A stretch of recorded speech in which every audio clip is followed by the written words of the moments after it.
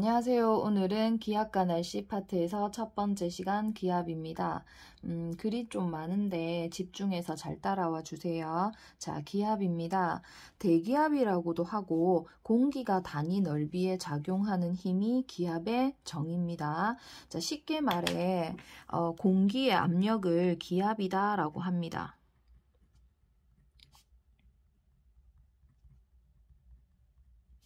자, 압력이 뭔지 잠시 살펴보시면 압력이라고 하는 것은 넓이분의 힘으로 계산을 합니다. 자, 1제곱미터라고 하는 단위 넓이가 있는데요. 1제곱미터에 1뉴턴의 힘을 가했을 때 압력, 그래서 넓이에 1제곱미터를 대입하고 힘에 1뉴턴을 대입을 하면 1뉴턴 퍼 제곱미터가 되는데 이 압력의 크기가 1파스칼과 크기가 같습니다. 자, 그 다음에 이 기압이라고 하는 것은 이제 공기의 압력인데 기압이 모든 방향에서 동일한 크기로 작용을 하게 되는 겁니다. 자, 왜 그러냐면 물체가 있으면 우리 주변에 이제 공기가 존재하기 때문에 모든 방향, 사방에 공기가 존재하기 때문에 자, 사방에서 같은 크기, 동일한 크기로 기압이 작용을 한다. 이렇게 이해하시면 될 것 같아요.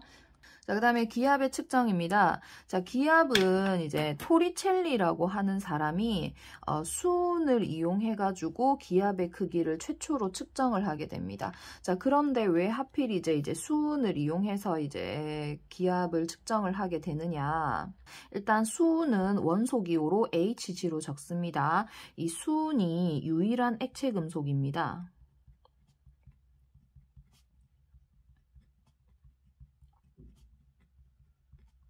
자, 그 다음에 물보다 밀도가 13.5배 정도 커서 이제 수은을 이용해서 밀도를 측정을 하게 되는 겁니다. 자, 그 다음에 토리첼리의 실험 과정 및 결과입니다. 자, 토리첼리는 수은을 가득 채운 1m 길이의 유리관을 수은이 담긴 수조에 거꾸로 세운다. 1m짜리 유리관을 준비를 합니다. 그리고 여기에 수은을 가득 채워줍니다. 그 다음에 수은이 담겨있는 수조를 준비합니다. 네, 수조를 준비해서 유리관을 수조에 거꾸로 세웁니다. 그러면 이렇게 되겠지요. 네, 이렇게.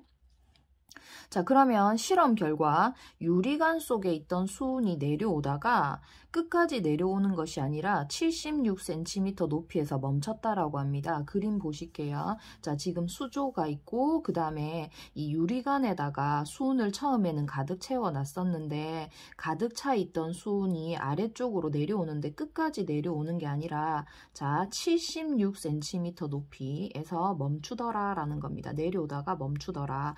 자, 그러면 여기 공간이 진공이 되게 되는 겁니다. 진공이라고 하는 것은 진짜 공간, 즉 아무것도 없는 공간을 의미합니다. 공기조차도 없기 때문에 이 공간에는 기압이 작용을 하지 않습니다.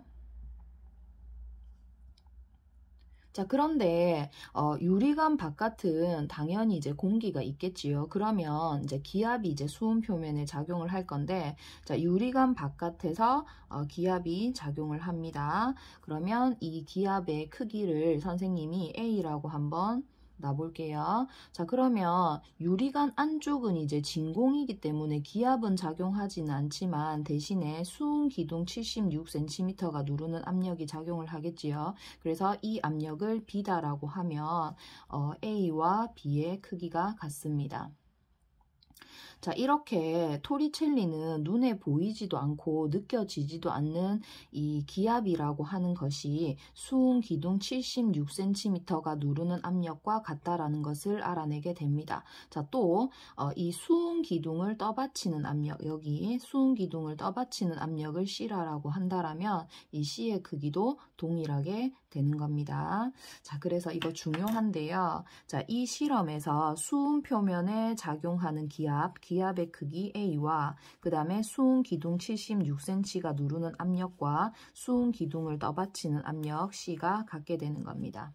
자, 그 다음에 이 실험에서 또 주의하셔야 할 사항이 있는데, 자, 기압이 같다라면 유리관의 굵기를 다르게 하거나 유리관을 기울여도 수은 기둥의 높이는 변하지 않는답니다. 자, 그림 보시면 여기는 유리관이 좀 가늘고 이거는 유리관이 두껍고 이거는 유리관이 기울어져 있습니다. 그런데 뭐 유리관의 이제 굵기라든지 기울기에 관계없이 수직 높이 76cm가 되더라라는 겁니다. 그래서 이 유리관의 수은의 높이를 H1, 이 유리관의 높이를 H2, 이 유리관의 높이를 H3라고 한다라면, 자, H1과 H2와 H3의 수직 높이가 같더라라는 겁니다. 1기압에서는 우리가 지금 받고 있는 기압이 1기압인데 1기압에서는 76cm 수은주로 동일하더라라는 거죠.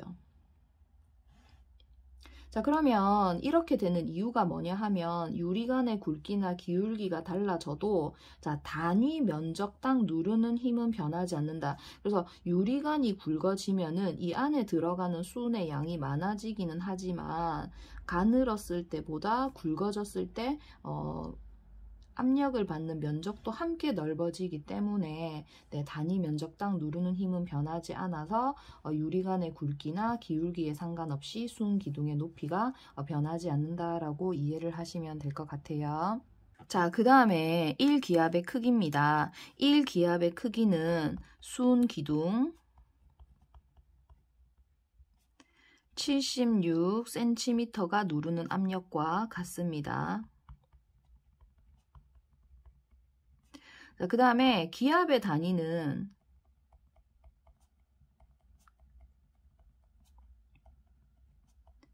자, 여기 1기압에 나와 있는 것처럼 그냥 기압이라고 쓰셔도 되고, 자, 그 다음에 헥토파스칼이라는 것도 있어요. 헥토파스칼인데 1헥토파스칼은 100파스칼과 크기가 같습니다. 네, 그 다음에 수은 기둥을 몇 센티미터 올리냐가 이제 기압이기 때문에 센티미터 Hg를 쓰기도 합니다. 자, 그 다음에 1기압의 크기인데요.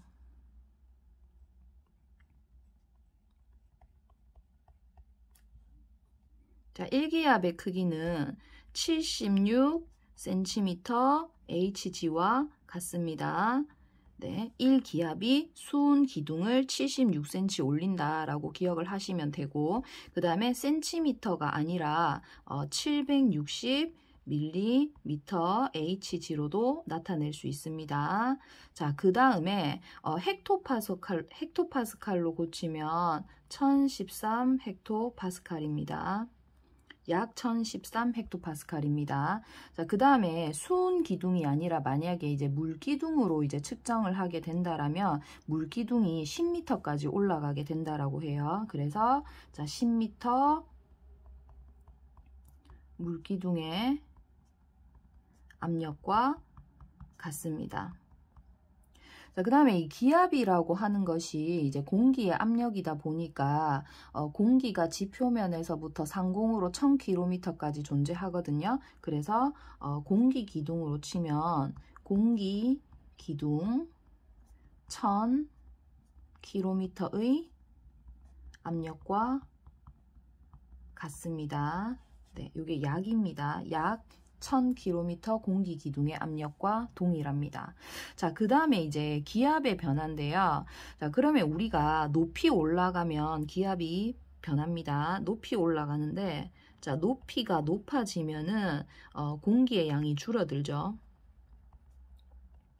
공기의 양이 줄어든다라는 것은 자, 기압이 낮아진다라는 것을 의미합니다. 그러면 기압이 낮아지면은 수은 기둥의 높이가 함께 낮아집니다.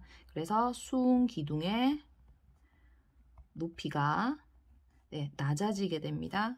반드시 기억해 주세요. 기압이 낮아지면 수은 기둥의 높이가 같이 낮아지게 되고 기압이 높아지게 되면 수은 기둥의 높이가 높아지게 됩니다. 자, 예를 들어서 만약에 이제 우리가 높은 산에 올라가서 이 실험을 했다라면 산에 올라가면 기압이 낮아지기 때문에 수은 기둥의 높이가 76cm보다 낮아지게 됩니다. 자, 그 다음에 만약에 달에 가서 이 실험을 했다. 그러면 달에는 공기가 없다라는 거 알고 계시죠? 그럼 공기가 존재하지 않으니까 기압도 존재하지 않습니다. 그러면 수은 기둥의 높이가 0cm가 되겠죠. 네, 수은 기둥이 기압이 존재하지 않기 때문에 수은 기둥이 올라가지 않습니다. 자, 그 다음에 이 기압이라고 하는 것은 측정 장소와 시간에 따라 달라지게 됩니다. 왜 그러냐면 공기라고 하는 것은 이제 머물러 있는 것이 아니라 공기는 끊임없이 움직이기 때문에 측정 장소와 시간에 따라 달라지게 되는 겁니다. 자, 그래프 한번 살펴보실게요. 자, 지금 그래프가 가로축에는 기압이 나와 있고 세로축에는 높이가 나와 있는데 우리 앞서 얘기한 것처럼 자, 높이가 높아지면 기압이 낮아진다라고 얘기를 했습니다. 그래서 둘 사이의 관계가 반비례 관계입니다. 그러면 반비례 그래프를 그려보시면 이렇게 되겠지요. 제가 그래프 위에 두 점을 잡아 보겠습니다. 이 지점을 A라고 하고 이 지점을 B다라고 한다라면 자, A 지점과 B 지점의 높이를 살펴보시면 높이는 A가 더 높지요. 자, 그 다음에 A 지점과 B 지점의 기압을 살펴보시면 기압은 B가 더 높지요.